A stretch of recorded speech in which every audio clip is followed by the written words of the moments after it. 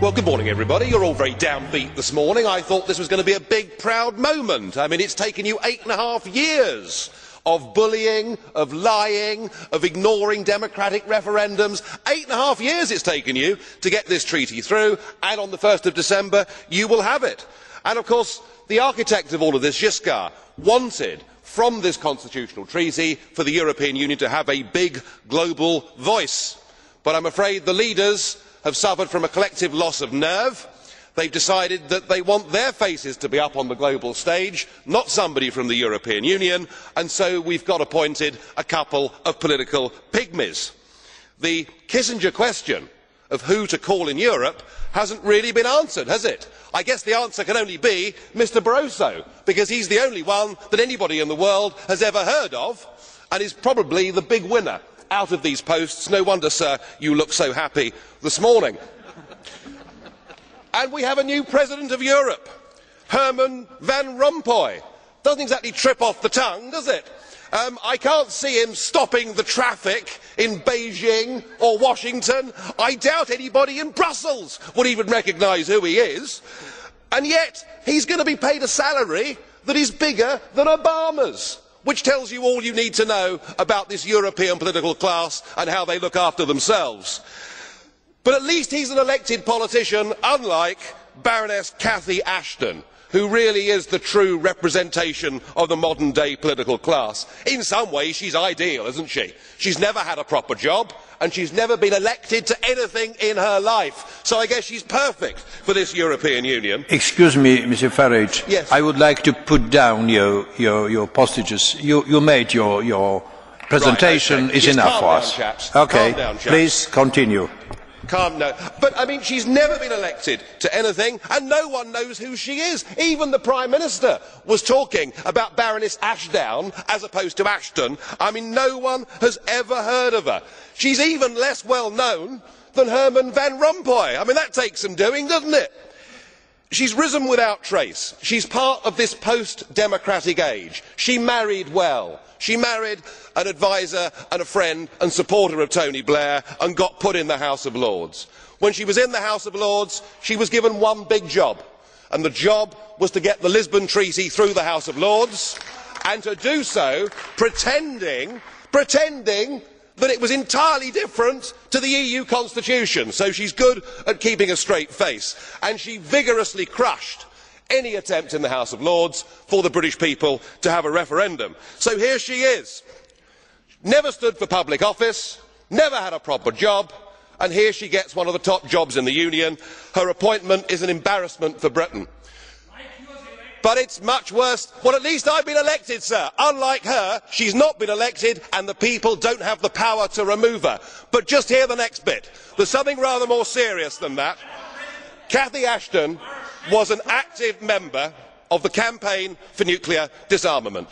In fact, she was the treasurer of the campaign for nuclear disarmament during a period of time when CND took very large donations and refused to reveal the source. What is known is that these donations were obtained by a man called Will Howard, who was a member of the Communist Party in Great Britain. Will Baroness Ashton deny that while she was treasurer, that she took funds from organisations who were opposed to Western style capitalism and democracy? That question must be asked. And are we really happy that somebody who will be in charge of our overseas security policy was an activist a few years ago in an outfit like CND? I mean, if we really think that, frankly, we need our bumps felt.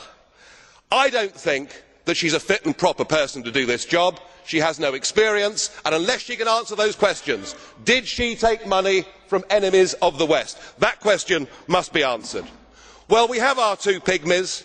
We'll have the bland leading the bland, but I'm not celebrating, because they'll press on with political union, and whilst our leaders may have saved face for the moment for themselves on the international stage, they have all betrayed their national democracies. The European state is here. We are about to get an avalanche of new laws because of this Lisbon Treaty, and there is no question in my mind that there has to be a full, free, fair referendum in the United Kingdom to decide whether we stay part of this union or not. I hope and pray that we vote to leave, but either way, the people simply must be asked. Thank you.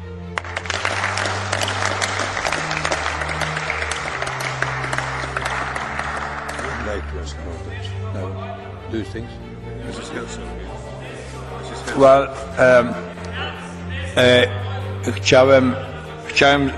I would like to turn to Mr. Farage.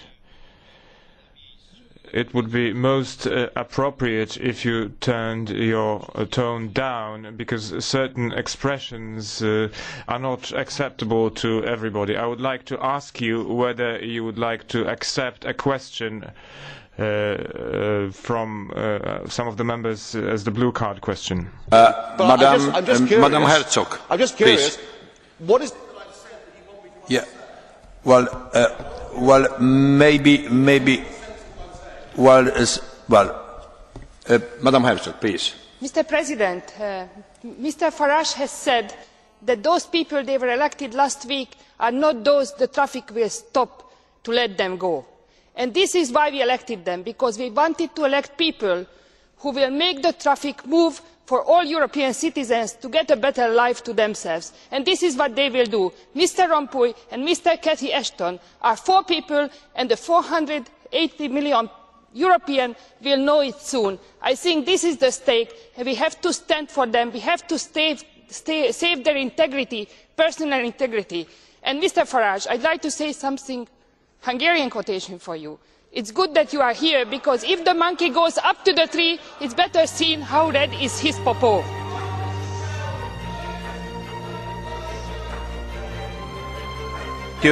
Thank you. Yes, please. Thank you. With respect, I think you've completely missed the point, because twice you said the people that were elected last week. They have not been elected. That is the point that I'm making, and in the case of Baroness Ashton, she has never been elected to public office in her entire life. She takes an enormously powerful job, and the peoples of Europe, of Britain, of everywhere else do not have the power to hold her to account and to remove her, and that fundamentally is what is wrong with this whole European Union. It's all about bureaucracy versus democracy. Things have gone horribly wrong. But, Mr. President, can I please come back and ask you the question? You seem to imply that I'd said something that was inappropriate or over the top or wrong. Could you please explain what that was? I want to know. Some way of explanation of the way of selection of the so important people for the European Union, and what you say about the whole issue which is connected with that. It is just, by my opinion, absolutely improper to the whole situation. Well, it is my opinion, colleague. Okay, fine. When you were elected, when you were elected as president, you said you would act as a neutral president to ensure that all sides of the debate were given their chance to have a say. If you are criticising me on the political content of what I say, then you are not doing your job as a neutral chairman. Well, okay, thank you, colleague Farage. Now we go to